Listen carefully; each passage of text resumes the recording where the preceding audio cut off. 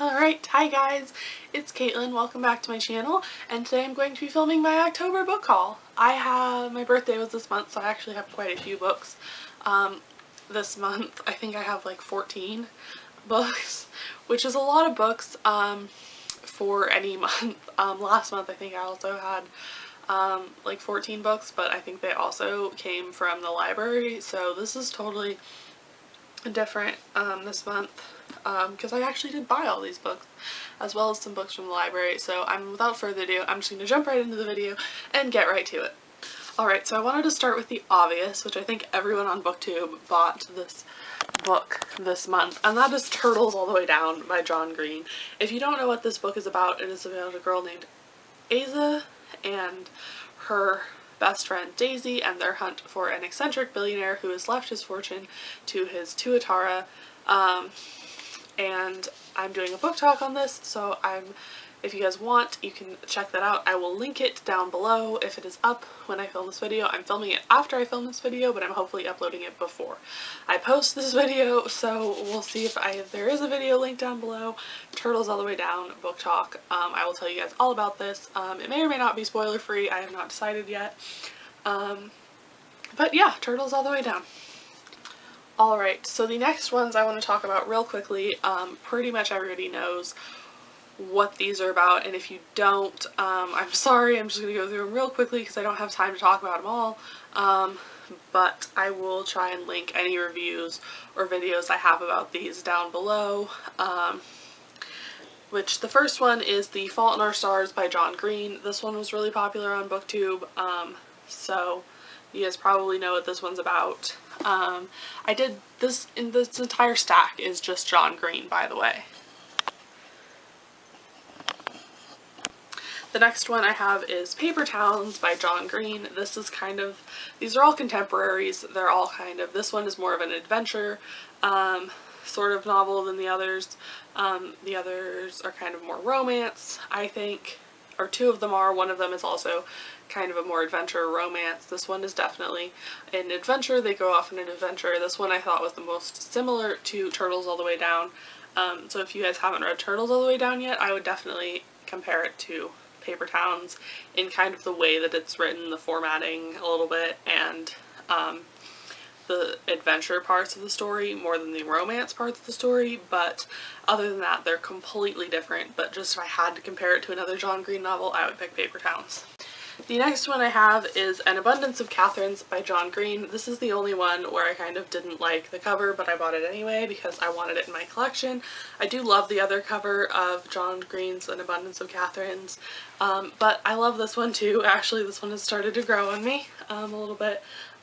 This one is about a boy who is obsessed with dating people with the name Catherine. He's dated 19. He's come up with this formula as to why things don't work out with the Catherines, and that's kind of what this is about. They go off on an adventure.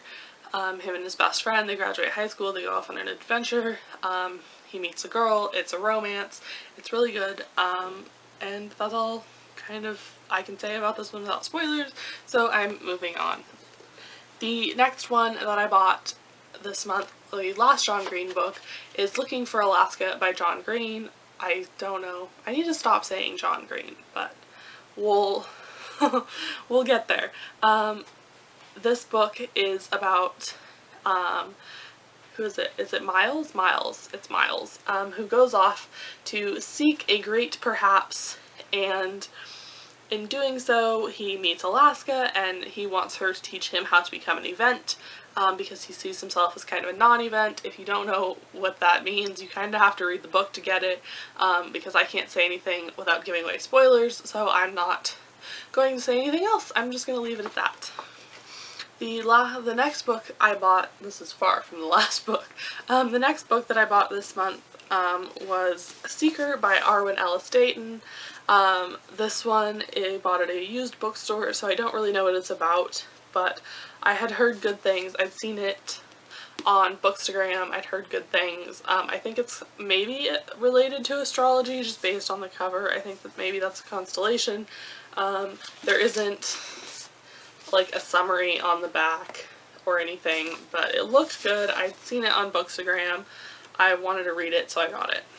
Alright, the next book that I have is Throne of Glass by Sarah J Maas. This one is so much hype on BookTube that I'm not even going to talk about it because I'm not 100% sure that I know what it is about based on what I've heard on BookTube and based on the summary on the back. I don't know really what it's about anymore, so I just want to read it. I kind of want to experience it before I talk about it, and that's kind of it. The next book I've already read, so I'm not going to say too much about this one either, just because I want to talk about it more in my wrap-up, and that is A Shadow Bright and Burning by Jessica Cluess.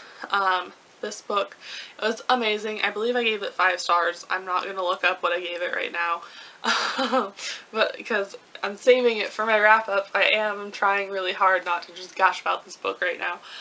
Jesse the Reader has talked about this on his channel. I've heard about it a lot on other people's channels. I know that Jesse the Reader has done like so many videos about this, and maybe I will link one down below if you guys want to see it. The next book that I bought is Ready Player One by Ernest Cline. This book is a dystopia. It takes place in 2044, so the not too distant future. It follows a boy named, I think his name is Wade, and he discovers this secret clue inside of like a video game, and he has to go like find whatever it is that the clue leads to, and it's kind of an adventure, kind of a dystopia. That's what I know about it, and I'm moving on. Alright, the next book that I've not taken the stickers off of these yet, but I have Safik. I got this at Half Price Books by Catherine Fisher. Not the bookstore, but the book is by Catherine Fisher.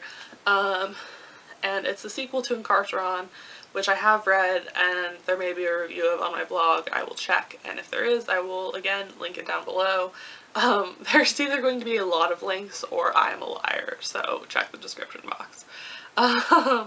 Safik, this is a steampunk prison break kind of novel.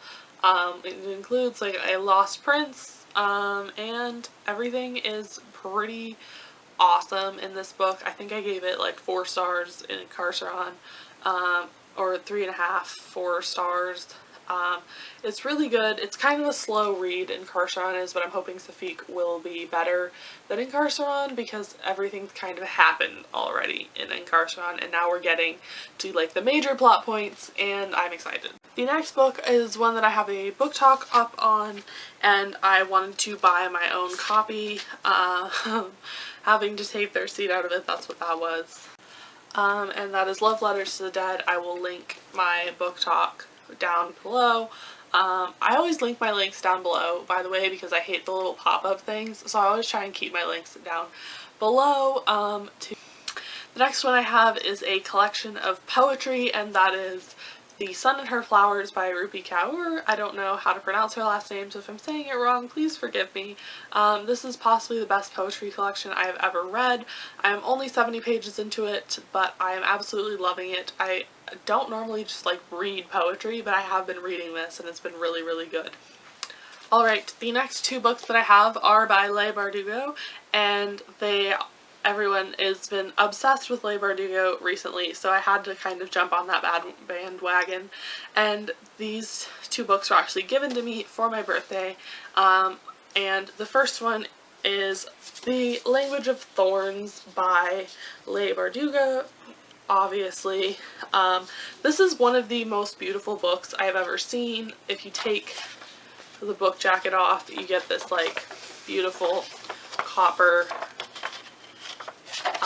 and then if you open it up, you get all this like beautiful art in here. Let me see if there's a full page illustrations. This thing is absolutely beautiful. I cannot wait to dive into this. I have a feeling I'm going to absolutely adore it, and I have not read any of the Grishaverse yet, but I am hoping to get to it by the end of this year, if not sooner. I know that the year is almost over, and I've been saying that, but I'm hopefully going to get to it, and I think this will finally push me into reading it. The last book I have, I still need to take the sticker off of, and it is still by Leigh Bardugo, and if you guys haven't guessed yet, it is Wonder Woman Warbringer. I'm doing a buddy read of this one later this month and into November. It starts on the 28th. It is on Mystery Date of the Book is hosting it. I will link her video down below if you guys want to participate in that.